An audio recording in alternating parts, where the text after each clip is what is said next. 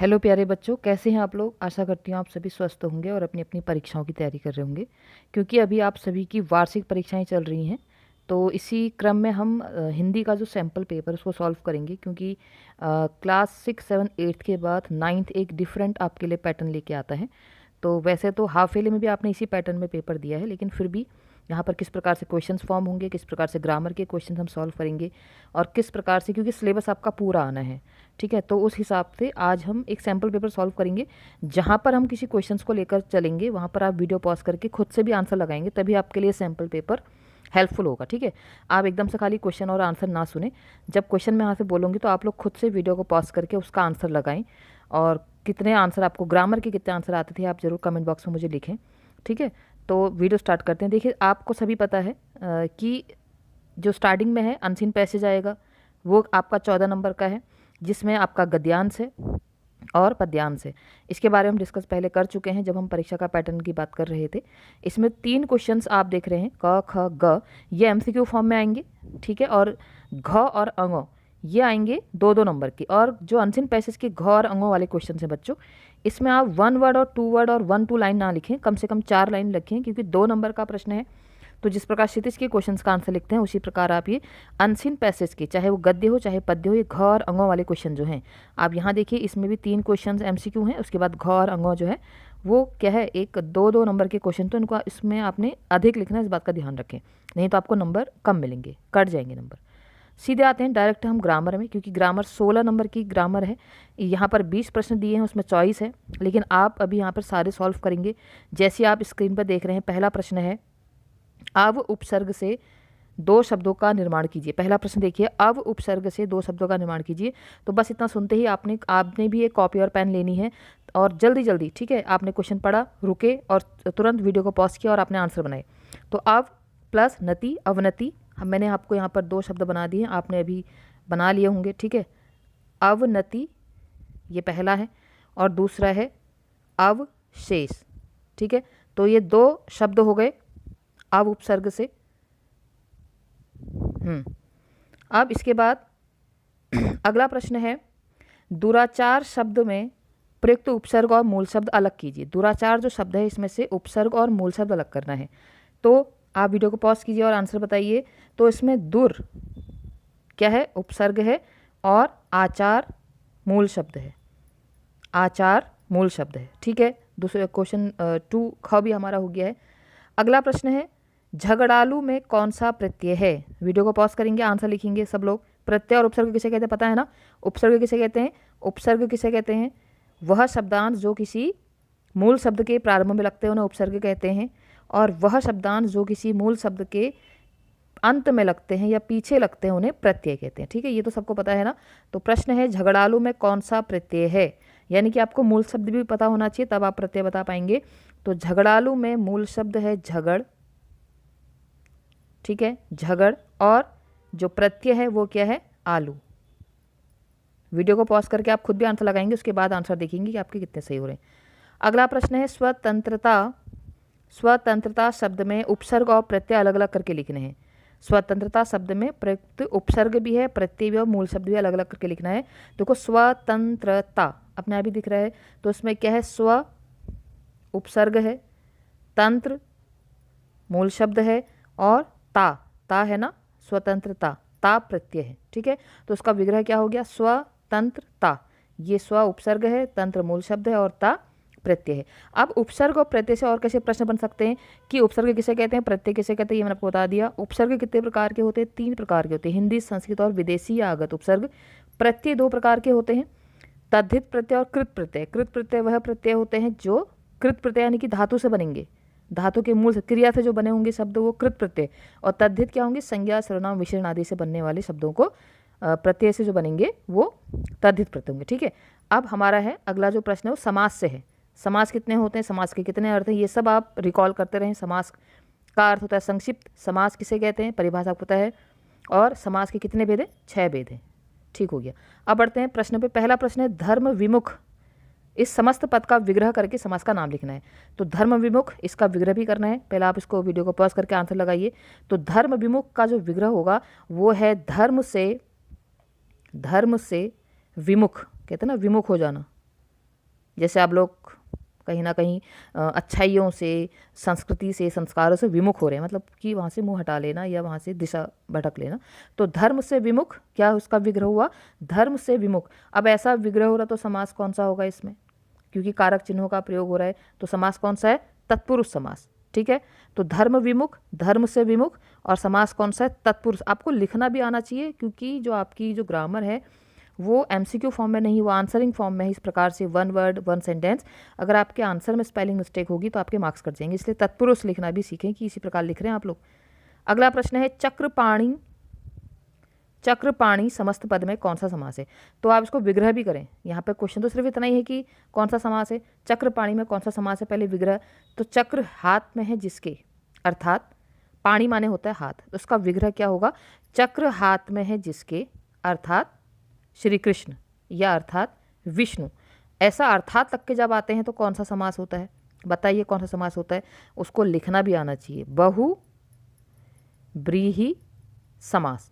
ठीक है, बहु ब्रीहि, क्योंकि ह में छोटी की मात्रा है, ब में बड़ी की मात्रा है, तो इसमें कौन सा समास है? बहु ब्रीहि समास है। किसकी बात करें? चक्रपाणी, और चक्र है हाथ में जिसके। अगर इसी का होता वीणा पाणी, वीणा पाणी अगर होता तो भाई वीणा किसके हाथों में? सरस्वती माता के, तो क्या होता? वीणा है हाथों में जिसके, अर्थात सरस्वती। तो कौन सा समास होता? बहुब्रीहि समास। अगला प्रश्न है जन्मांध समस्त पद के विग्रह करके समास का नाम लिखिए। जन्मांध का हमको विग्रह करना है, तो जन्मांध का विग्रह क्या होगा? जन्म से अंधा, जन्म से अंधा। अगर विग्रह ऐसा है जन्म से अंधा, तो समास कौन सा होगा? तत्पुरुष समास है। ठीक है, तत्पुरुष समास है। आगे बढ़ते हैं, वीडियो पॉज करके आप लोग खुद आंसर लगाएंगे। नवरत्न समस्त पद में कौन सा समास है? नवरत्न समस्त पद में कौन सा समास है? देखिए समास 6 प्रकार के होते हैं, हर एक की अपनी अपनी ट्रिक है।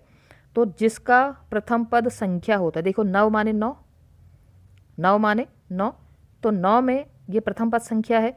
तो जिस प्रथम पद 2 पदों से मिलकर बनता है ना, पूर्व पद और उत्तर पद, इतना तो हमने पढ़ा है समास में, पूर्व पद और उत्तर पद। तो जिसका पूर्व पद संख्यावाची होता है, वहाँ कौन सा समास होता है? वहाँ द्विगु समास होता है। तो उसमें कौन सा समास है? द्विगु समास है। अगर हम इसकी बात करें विग्रह की, तो विग्रह होगा नवरत्नों का समाहार, नवरत्नों का समाहार या समूह। ठीक है, अगला प्रश्न है लोह के समान पुरुष, इसका समस्त पद बनाना है। लोह के समान पुरुष समस्त पद बनाकर समास का नाम लिखना है। तो इसका क्या होगा? लोह पुरुष, लोह पुरुष। अब इसमें देखिए 2 प्रकार के क्वेश्चन बनते हैं। अब लोह पुरुष, वैसे तो लोह के समान है जो पुरुष, ठीक है, लोह के मतलब लोहे के समान है जो पुरुष। अगर हम कहें लोह के समान है जो पुरुष, तब तो कौन सा समास हुआ? कर्मधारय समास हुआ। लेकिन अगर हम इंडियन हिस्ट्री को देखते हैं तो लोह पुरुष हमको, हमारे यहाँ किसको कहा जाता है? सरदार वल्लभ भाई पटेल को कहा जाता है। लेकिन उसका डीप में नहीं जाना, आप डायरेक्ट आंसर में जाएंगे। लोह के समान पुरुष कहा है ना, अर्थात तो बोला ही नहीं है।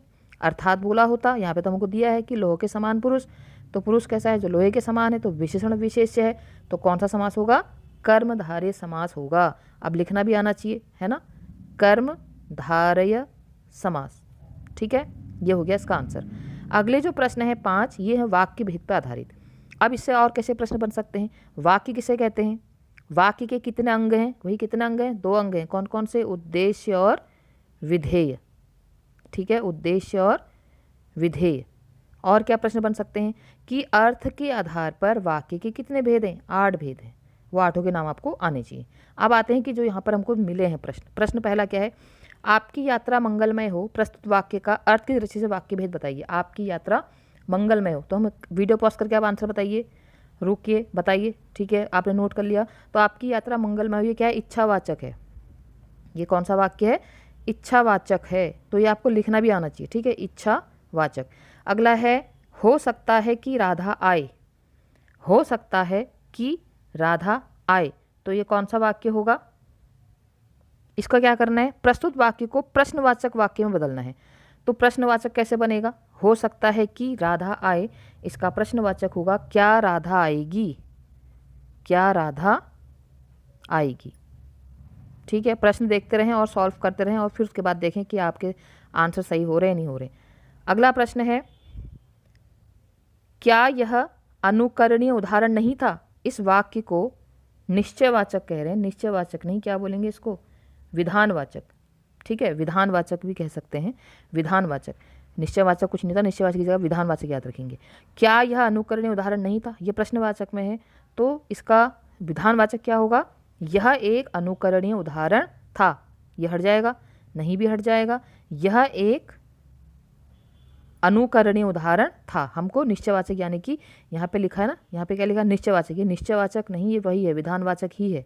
ठीक है, अगला प्रश्न है, क्या आपने मेरी किताब लौटा दी। इस वाक्य को फिर से विधानवाचक में बनाना है। क्या आपने मेरी किताब लौटा दी, इसके लिए क्या होगा, आपने मेरी किताब लौटा दी, क्या हट जाएगा, आपने मेरी किताब लौटा दी। अगला है, रवि तुम गाय के लिए चारा लाओ, वाक्य का अर्थ के आधार पर वाक्य भेद बताइए। तो ये ऑर्डर नहीं हो रहा कहीं, तुम रवि गाय के लिए चारा लेके आओ, है ना, ऑर्डर ही तो है, तुम ऐसा करके लाओ वैसा करके लाओ, तो क्या है, आज्ञावाचक, लिखना भी आना चाहिए। ठीक है, आज्ञावाचक वाक्य।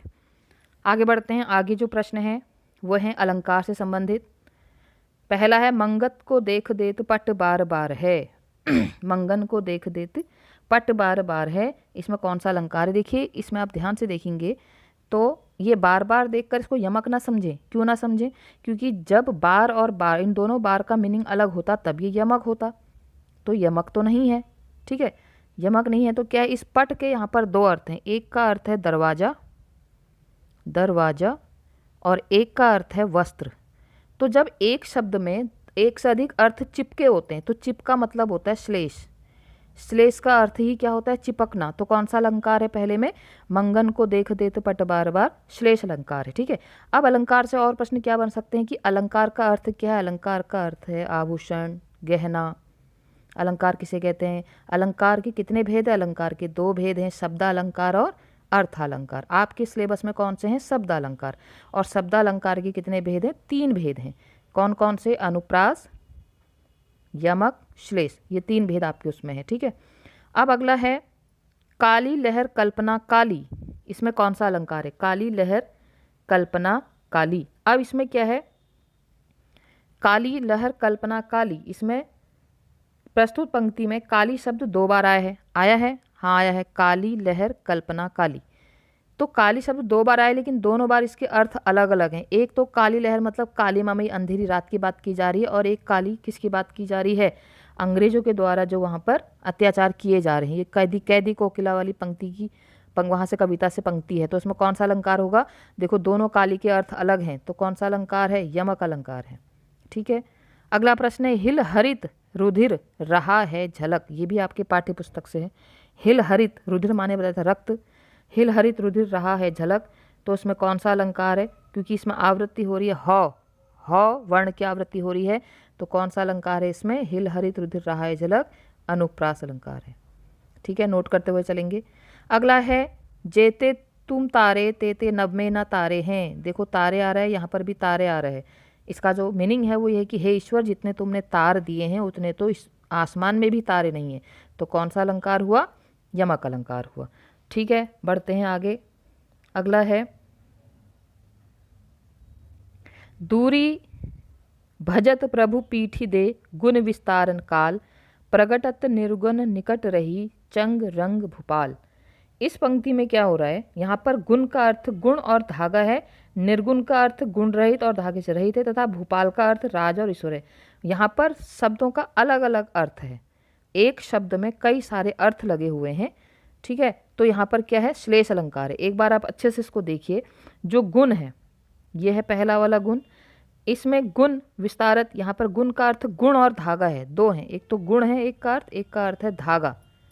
ठीक है, और वैसे ही यहाँ पर जो एक शब्द और है निर्गुण, तो निर्गुण का अर्थ है गुण रहित और धागे से रहित। अगर गुण माने धागा है तो निर्गुण माने धागा रहित। और रंग भूपाल, भूपाल का अर्थ यहाँ पर एक है राजा और एक है ईश्वर, तो यहाँ पर कौन सा अलंकार है, श्लेष अलंकार है। ठीक है, दूरी भजत प्रभु पीठी दे गुण विस्तारन काल, प्रगटत निर्गुण निकट रही चंग रंग भूपाल, इसमें कौन सा अलंकार है, श्लेष अलंकार।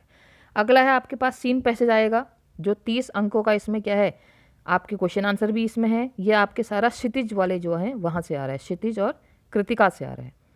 ठीक है, अब ये जो पैसेज है ये झूरी वाला है, दो बैलों की कथा वाला है। झूरी की स्त्री ने बैलों पर क्या आरोप लगाया, वफादार होने का, नमक हराम होने का, मेहनती होने का, आलसी होने का। तो आपको पता है जब वो दोबारा लौट के आ गए थे, भाग के आ गए, तो झूरी की पत्नी ने उन्हें क्या कहा था? नमक हराम कहा था। ये तो पढ़ा हुआ है। अगला है, झूरी बैलों पर लगाए गए आरोप को सहन नहीं कर सका, क्योंकि उसके बैल कमज़ोर थे, उसके बैल मेहनती थे, उसके बैल भागने में तेज थे, उसके बैल भाग जाते थे। इसका आंसर क्या होगा? उसके बैल मेहनती थे। तो कामचोर तो उसको नहीं कहना अच्छा लगेगा जिसके बैल मेहनती हैं। अगला है, झूरी ने गया के घर से बैलों के भाग आने का क्या कारण बताया? उपयुक्त विकल्प का चयन कीजिए। ऐसे प्रश्नों को आपने पॉज करके देखना है। पहला है, बैलों के लिए खाने पीने की उचित व्यवस्था नहीं की होगी, ये तो उसने बोला था। बैलों को स्वयं गया ने घर से वापस भेज दिया, ये तो हुआ ही नहीं। बैलों का साथ नहीं दिया होगा, ये भी नहीं हुआ। उपरोक्त सभी, ये भी उपरोक्त सभी कैसे होगा जब ये नहीं हो रहे हैं? तो आंसर क्या है? केवल एक सही किसमें? ऑप्शन नंबर 2 में। ठीक है, इस प्रकार आप ध्यान देंगे। अगला है, झूरी की स्त्री ने चिढ़कर क्या कहा? झूरी की स्त्री ने चिढ़ के क्या कहा भाई?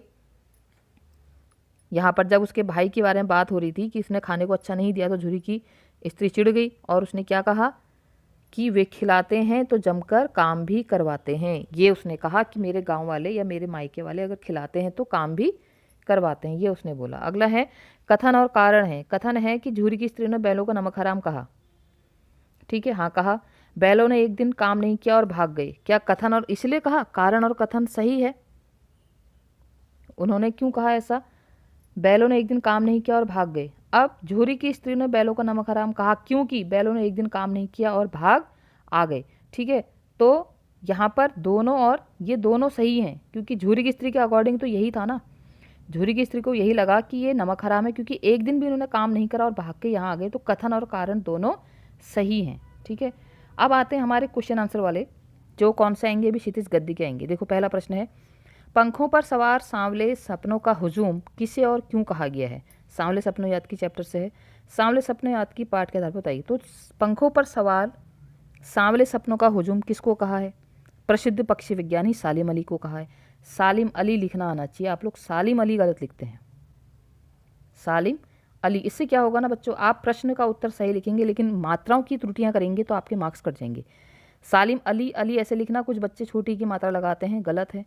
ठीक है, सालिम अली को कहा है, बाकी आप इसको डिफाइन। अब क्यों कहा है? दो प्रश्न हैं, ध्यान देंगे। किसे कहा है? सालिम अली को कहा है। क्यों कहा है?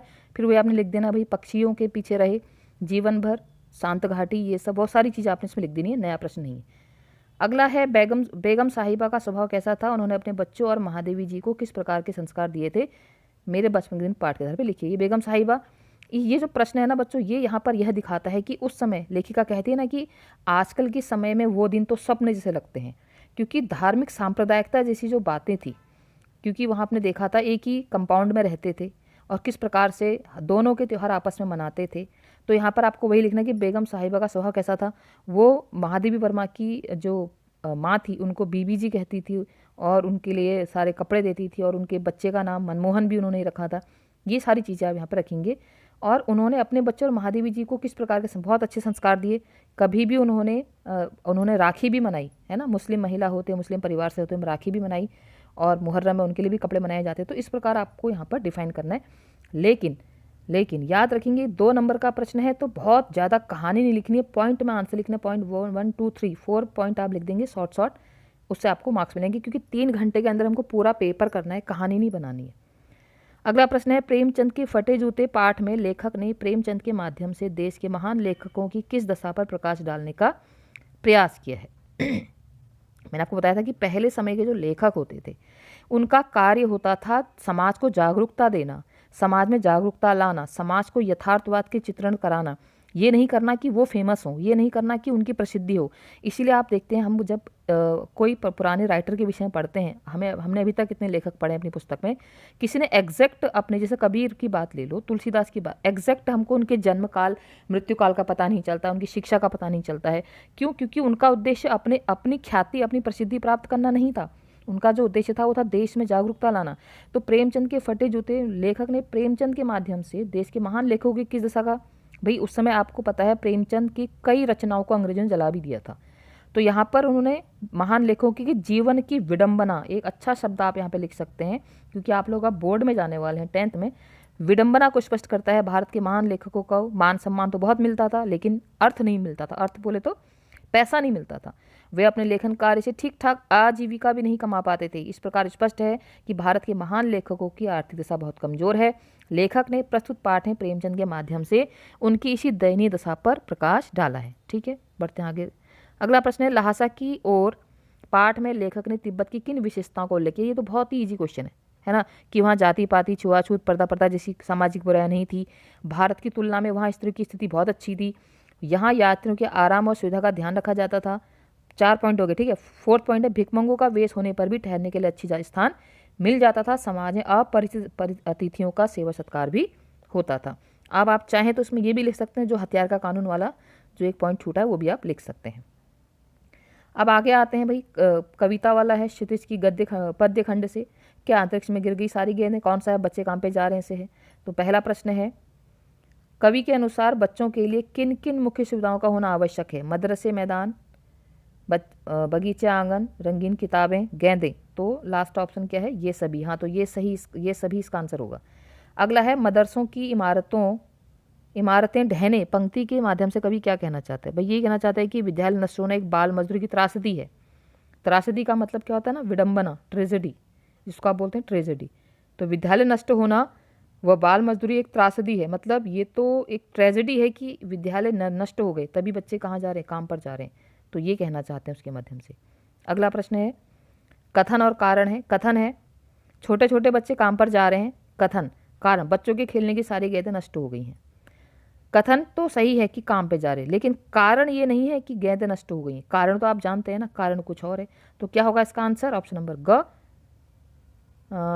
कहाँ है, हाँ, ए और 2 नहीं, ग, ये वाला। कथन ए सही है लेकिन कारण गलत है। कहाँ पर लिखा है इसमें, कथन ए सही है, ये लिखा है 2 में लिखा है। ठीक है, ये है, ए सही है परंतु आर गलत है, क्योंकि कथन तो सही है कि बच्चे काम पर जा रहे हैं, लेकिन कारण गलत है। कारण ये नहीं है कि बच्चों की गेंदें नष्ट होगी इसलिए काम पे जा रहे हैं, क्योंकि इसमें लिखा ना हस्ब मामूल, लिखा था ना एक शब्द कि वो सारी चीज़ें क्या हैं, अपनी जगह हैं, ऐसा नहीं है कि गेंदें नष्ट हो गई। तो इसका आंसर वो होगा। अगला प्रश्न है, प्रस्तुत काव्यांश का मूल केंद्रक क्या है। मूल केंद्रक, ऐसे क्वेश्चन ना अनसीन पैसेज में भी आते हैं। मूल केंद्र का मतलब होता है इस पूरे कविता का माध्यम क्या है, उद्देश्य क्या है, इसका माध्यम क्या है। आंसर क्या होगा, गरीब और श्रमिक के वर्ग के बच्चे, ये उन पे पॉइंट आउट है। भाई किसी जो मध्यम वर्ग का बच्चा है या अच्छे धनी वर्ग का बच्चा है वो थोड़ी काम पे जा रहा है, वो तो hi fi school others activities में इन्वॉल्व है। लेकिन ये बात, ये पूरी कविता किस पे केंद्रक है, ये गरीब और श्रमिक वर्ग के बच्चों के लिए। जैसे आपने क्लास 8th में अहमपि विद्यालयम गमिष्यामि जो चैप्टर पढ़ा था, वहाँ पर भी यही अवेयर करने की बात की गई थी कि हमारे देश के जो कानून बने हैं, चाहे वो शिक्षा का अधिकार हो चाहे सूचना का अधिकार हो, ये उन्हीं लोगों के लिए बने हैं जो लोग इनसे अनभिज्ञ हैं। तो ये चैप्टर पढ़ने का मतलब यही था कि आप लोग ऐसे लोगों को देखें तो उनको अवेयर करें, जागरूक करें। इसीलिए गवर्नमेंट ने सरकारी स्कूलों में मिड डे मील, जिसको मध्याह्न भोजन कहा जाता है, उसकी भी व्यवस्था की है। अगला है, कवि बच्चों से उनके बचपन को छीनने हेतु किससे प्रश्न करता है। भाई किससे प्रश्न करेंगे हम, समाज और शासन तंत्र से, क्योंकि समाज हमसे बनता है, बच्चा समाज में काम कर रहा है। और शासन तंत्र से इसलिए क्योंकि शासन तंत्र ने, गवर्नमेंट ने इतने सारे कानून बनाए हैं, लेकिन कानून नहीं पालन होने पर उनके खिलाफ कोई कार्रवाई क्यों नहीं की जा रही। इसलिए समाज और शासन तंत्र से ये सवाल किया जा रहा है। अब आ रहे हैं पद्य के प्रश्न। पहला प्रश्न है, मेघ आए कविता के आधार पर हवा का वर्णन अपने शब्दों में कीजिए, है ना। अब इसमें हवा नाचती गाती आती है, मेघ रूपी मेहमान के आगे इसका वर्णन किया गया है कि इसका वातावरण पर यह प्रभाव पड़ा कि हवा के तेज चलने से क्या हुआ, पेड़ से भी झुक झांकने लगे। गर्दन उचकाया था ना, तो पेड़ झुकने लगते हैं, कभी ऊंचे उठ जाते हैं। आंधी चलने पर धूल घाघरा उठाकर भागती प्रतीत होती है, नदी में लहरें उठने लगती हैं। तो ये आप अपने शब्दों में हवा का वर्णन कर सकते हैं। पॉइंट्स में आप चाहें तो पॉइंट्स में करें, लेकिन पॉइंट्स में करने से क्या होगा, ईजिली आंसर आप कवर अप कर लेंगे। अगला प्रश्न है, कबीर के अनुसार निर्गुण ब्रह्म ने अपना वास्तविक निवास स्थान कहाँ बताया। देखो, निर्गुण और सगुण जब हम चैप्टर पढ़ रहे थे तभी हमने बात की थी। सगुण ब्रह्म होता है जो ईश्वर के आकार की पूजा करता है, रंग रूप की पूजा करता है, नाम की पूजा करता है। और निर्गुण ब्रह्म वो होता है जो कहता है कि ईश्वर निराकार है, हर जगह है, हर प्राणी में, हर कण कण में है। तो कबीर के अनुसार निर्गुण ब्रह्म ने अपना वास्तविक स्थान कहाँ बताया है। आपको याद है तो उसने कहा था ना कि मैं श्वासों की श्वास में, मुझको कहाँ ढूंढे बंदे मैं। तो कबीर के निर्गुण ब्रह्म अपना वास्तविक निवास स्थान बताते हुए कहते हैं कि मेरा निवास स्थान प्रत्येक मनुष्य की अंतरात्मा में है। मैं सभी प्राणियों के हृदय में निवास करता हूँ। मनुष्य मुझे मंदिर, मस्जिद, काबा, कैलाश, कर्मकांड, तंत्र साधना में ढूंढता है, जबकि धार्मिक कर्मकांड और बाह्य आडंबरों में मुझे ढूंढना व्यर्थ है, क्योंकि मैं कहाँ रहता हूँ? निर्मल भावना वाले प्राणियों या व्यक्तियों के अंतरात्मा में रहता हूँ। अगर, ये तो मैंने आपसे क्लास में भी कहा है कि अगर कोई बच्चा यह सोच ले कि मेरे जो मैं कर रहा हूँ ये मेरे भीतर बैठा ईश्वर देख रहा है, तो कभी वो गलत करेगा? कभी नहीं करेगा। लेकिन जब वो कर्म गलत करते करते जाता है तो कहीं ना कहीं उसमें से ईश्वर का निवास हटता जाता है। इसलिए कहते हैं कि ईश्वर कहाँ रहते हैं? जो बच्चे होते हैं, बच्चे मन के सच्चे होते हैं। आप अपनी अंतरात्मा से पूछिए कि आप सच्चे हैं। ठीक है, तो ये थोड़ा टॉपिक से हट के था ये, लेकिन वैल्यू बेस्ड था बच्चों। ऐसी क्वेश्चन बनते हैं, वहाँ पर ये नहीं पूछा जाएगा कि कबीर की माता का नाम क्या था, या कबीर के जो हम उपदेश पढ़ रहे हैं इनको किसने लिखा, धर्मदास ने लिखा। ये तो फैक्चुअल क्वेश्चन है। अब आते हैं thinking based question, value based question. क्या आपने ये चैप्टर पढ़ा, आपको इससे क्या सीख मिली? ठीक है, अगला प्रश्न है, लेखक को अपनी हथेलियों पर पड़े छाले प्रेरणादायी क्यों लगते हैं? कैदी और कोकिला के आधार बताइए। उसमें लिखा है ना कि देख ना सकती जंजीरों का गहना, हाँ हूँ मोट खींचता खाली करता हूँ अंग्रेजों की अकड़ का कुआं। ये वो वाली पंक्ति का है ना, गिट्टियों पर लिखे गान। इस वाली पंक्ति को याद कीजिए थोड़ा, जैसे मुझे याद आ रही है। ये वैसे क्वेश्चन पढ़ते आपको भी याद आ जानी चाहिए, है ना। तो उसका आंसर क्या होगा कि लेखक को अपनी हथेलियों पर पड़े छाले प्रेरणादायी इसलिए लगते हैं क्योंकि उन्हें देखकर बार बार ब्रिटिश शासन लिखना भी आना चाहिए। ठीक है, ब्रिटिश शासन को कोसता है तथा उनके प्रति असंतोष को दृढ़ करता है, मजबूत बनाता है। ब्रिटिश जेल में स्वतंत्रता सेनानियों को पत्थर तोड़ने पड़ते हैं जिनकी हथेलियों पर छाले पड़ जाते हैं। ये छाले देश के लिए कवि को शहर से स्वीकार है, उसे ये प्रिय लगते हैं। जब हम अब, क्योंकि उन्होंने कहा ना कि मुझे चोर बटमारों के साथ रखा है क्योंकि मैं तो अपने देश के लिए लड़ रहा था, तो वो छाले उनको ऐसा लगता है कि उनके लिए प्राइज़ हैं, पुरस्कार हैं, क्योंकि उनको वो अपने देश की रक्षा के लिए या देश को गुलाम नहीं बनाने की वजह से मिले हैं। अगला प्रश्न है, आपने अपने वाक्यों में ललदेद ने जिस सामाजिक सद्भाव एवं समता का संदेश दिया है वर्तमान लोकतांत्रिक भारत के संदर्भ में उसका क्या महत्व? बहुत अच्छा, देखो बहुत अच्छा क्वेश्चन है। अगर आप इसको खुद से पहले लिखना चाहें, बहुत अच्छा क्वेश्चन लिखें, क्योंकि ये वैल्यू बेस्ड क्वेश्चन है। मैंने अभी आपसे बात की था कि वैल्यू बेस्ड क्वेश्चन बनते हैं। तो वाक में ललदेद ने क्या लिखा है? सामाजिक सद्भाव समता का संदेश दिए, है ना।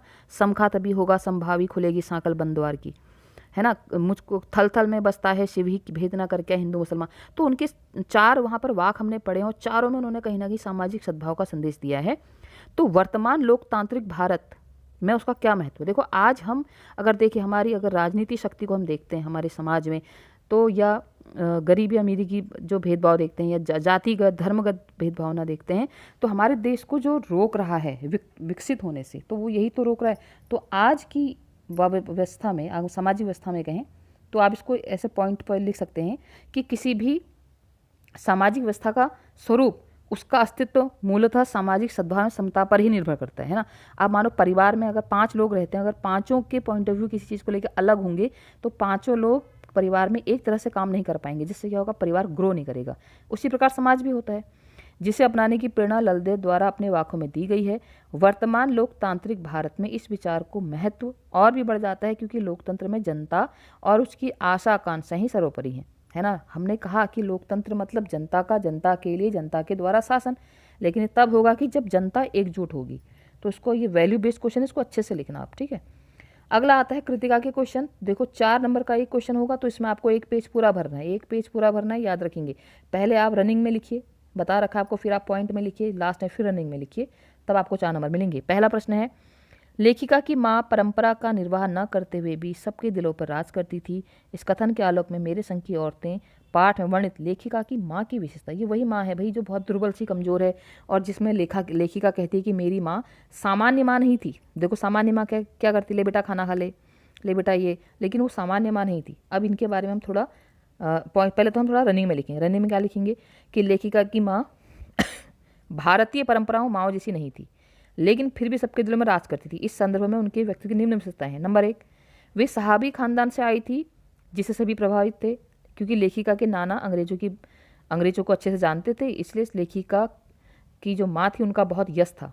हमने पढ़ा है चैप्टर में बहुत अच्छे से।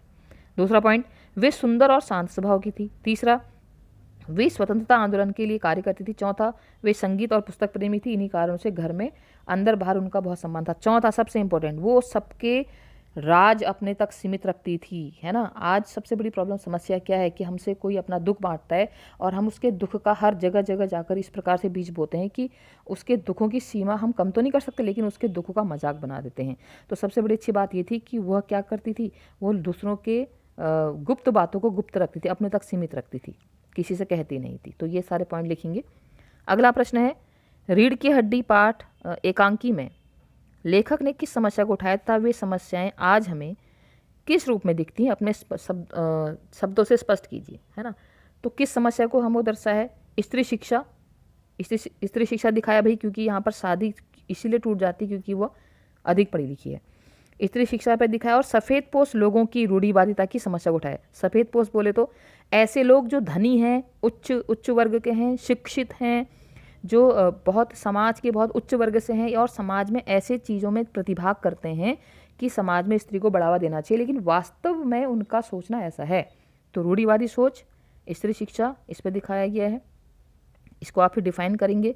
और इसमें फिर एक क्वेश्चन ये है कि तथा ये समस्याएं हमें आज किस रूप में दिखती हैं। आपने पहले तो ये बताया कि किस समस्या को उठाया, फिर प्रश्न है कि ये समस्याएं आज हमें किस रूप में दिखती हैं, ये हमें किस रूप में दिखती है। भाई आज वह इतने प्रबल स्वरूप में तो नहीं दिखती है। आज लोगों के में लड़के लड़कियों की समानता संबंधी दृष्टिकोण में वृद्धि हुई है, मतलब आज फिर भी, लेकिन आज भी लड़कियों को स्वतंत्र व्यक्तित्व वाला प्राणी मानने में अनेक लोगों को आपत्ति होती है ना। स्वतंत्र व्यक्तित्व मतलब आप समझ सकते हैं कि जैसे इसीलिए हमारी गवर्नमेंट क्या करी पता है, राशन कार्ड में आप देखेंगे, राशन कार्ड में मुखिया का नाम नहीं, मुखिया का नाम अब महिला के नाम से शुरू होता है, या किसी बच्ची की आइडेंटिटी अब पिता के नाम से नहीं, माँ के नाम से भी आइडेंटिटी उसका होना चाहिए। तो ये एक स्वतंत्र, मतलब कि पुरुष से ही स्त्री पूर्ण नहीं होती, स्त्री का स्वयं का भी अपना अस्तित्व है, ये बताना आजकल के समाज में प्रशिक्षित हो रही है नारियाँ, कोई बात नहीं है। लेकिन अंत में अगर यह उससे कह दिया जाए कि नहीं बेटा, तुम्हारा जीवन तभी सफल है जब तुम्हारे साथ कोई पुरुष है, यही बात तो पुरुष के लिए भी होती है ना, कि तुम्हारा जीवन तभी सफल है जब तुम्हारे साथ कोई स्त्री है। तो ये जो सोच है, ये आज हमें इस रूप में दिखती है कि अभी भी शिक्षा तो मिल रही है, लेकिन कहीं ना कहीं सोच की स्वतंत्र रूप से स्त्रियां अपना जीवन व्यतीत कर सकती हैं, इस पर अभी भी कहीं ना कहीं लोगों के मन में संशय है। अगला प्रश्न है, मुहर्रमी सूरतें बनाना एक सामान्य गतिविधि किस प्रकार है, इस जल प्रलय पाठ के आधार पर लिखिए। इस जल प्रलय पाठ में लेखक ने अपने और अपने मित्र के चेहरे पर उतर आए डर और शोक को स्पष्ट करने के लिए मुहर्रमी सूरतें बनाना शब्द का प्रयुक्त किया है। अगर आप ध्यान से देखेंगे पूरे चैप्टर में एक जगह लाइन आई है कि मुहर्रमी सूरतें बनाना। मुहर्रम दुख, शोक, उदासी, निराशा आदि का पर्याय है, क्योंकि आप सभी जानते हो जो मुहर्रम मनाया जाता है उसमें शोक का प्रतीक होता है। लेखक और उसका मित्र भी बाढ़ के पानी को देखकर अंदर से अत्यंत चिंतित हुए, इसलिए रात भर उसको नींद नहीं आती। बाढ़ के कारण ही हो रही विनाश लीला को देखकर उसका मन दुखी हो गया, यह भाव उसके चेहरे पर स्पष्ट रूप से झलक रहे थे। अतः हम कह सकते हैं कि ऐसी विपदा में मुहर्रमी सूरतें बनाना एक सामान्य मानवीय गतिविधि है। मतलब कि जब आपके सामने कोई इतनी प्राकृतिक आपदा इस प्रकार से आ रही कि लोगों के घर डूब रहे हैं, लोग जानवर फंस रहे हैं, कहीं कुछ हो रहा है, अनाउंसमेंट हो रहे हैं कि कभी किसी का घर में पानी भर जाएगा, तो ऐसे में क्या है, मुहर्रमी सूरतें बनाना मतलब दुख व्यक्त करना या हमारे चेहरे पर दुख के भाव आना, ये सामान्य गतिविधि है। इस जल प्रलय के अकॉर्डिंग आप इसको ऐसे लिख सकते हैं। अगले देखो, थोड़ा सा आप अनुच्छेद का टॉपिक देख लो। जीवन में अनुशासन का महत्व, बहुत ही ईजी टॉपिक है और आपको पैराग्राफ बता रखा कि पैराग्राफ में लिखना है। ये हेडिंग को डिफाइन नहीं करना है, ये पॉइंट्स आपके पैराग्राफ में आने चाहिए। अगला है गया समय फिर हाथ नहीं आता, यानी कि समय का महत्व है कहीं ना कहीं। फिर है राष्ट्रीय खेल हॉकी, ये आप उठाएंगे नहीं, पता है मुझे। आप जीवन में अनुशासन और ये समय गया फिर, ये दोनों कहीं ना कहीं अगर आप ध्यान से देखेंगे बच्चों, ये दोनों टॉपिक मिलते जुलते हैं। अनुशासन का महत्व होता है समय। अनुशासन मतलब समय तो है कि समय से उठो, समय से करो, समय कहीं ना एक समय सारणी बना के चलो, और समय भी कहीं ना कहीं कहता है कि अनुशासित रहोगे तब समय को पकड़ पाओगे। तो दोनों एक जैसे हैं, आप जिसको भी उठाना चाहो बहुत अच्छा है। अगला है पत्र। पत्र आप अच्छे से कर लेंगे, ठीक है। पत्र का फॉर्मेट आप अच्छे से इसको प्रिपेयर कीजिए, जो आपको फॉर्म बताया है, औपचारिक अनौपचारिक दोनों। और अगर आपको आगे, मैं एक सैम्पल पेपर आगे और भी डालूंगी, अगर आपको राइटिंग सेक्शन का भी एक्सप्लेनेशन चाहिए तो आप मुझे कमेंट बॉक्स में लिखें। लेकिन जहाँ तक मुझे लगता था कि न्यू क्वेश्चंस और स्पेशली ग्रामर के क्वेश्चंस का यहाँ पर मैं सैम्पल पेपर आपके सामने लेके आई, ठीक है। तो आप लोग मुझे कमेंट बॉक्स पे बता सकते हैं कि क्या राइटिंग सेक्शन के क्वेश्चंस भी आपको समझाने हैं, और आपके ये जो क्वेश्चंस है ग्रामर में, जैसे 16 नंबर के क्वेश्चन थे, 16 नंबर के ग्रामर में, 16 नहीं हम 20 कहेंगे, क्योंकि वो हम उनको भी ले रहे हैं जो नहीं करने थे। तो 20 में से आपके ग्रामर में कितने क्वेश्चन आए ये मुझे आप ज़रूर बताएंगे, ठीक है। 20 में आपके ग्रामर में कितने मार्क्स आए ये ज़रूर बताएंगे, ठीक है। तो आगे भी सैम्पल पेपर लाते रहूँगी, आप लोग पढ़ाई करते रहें। आज के लिए इतना ही। आप सभी का दिन शुभ हो। बहुत बहुत धन्यवाद।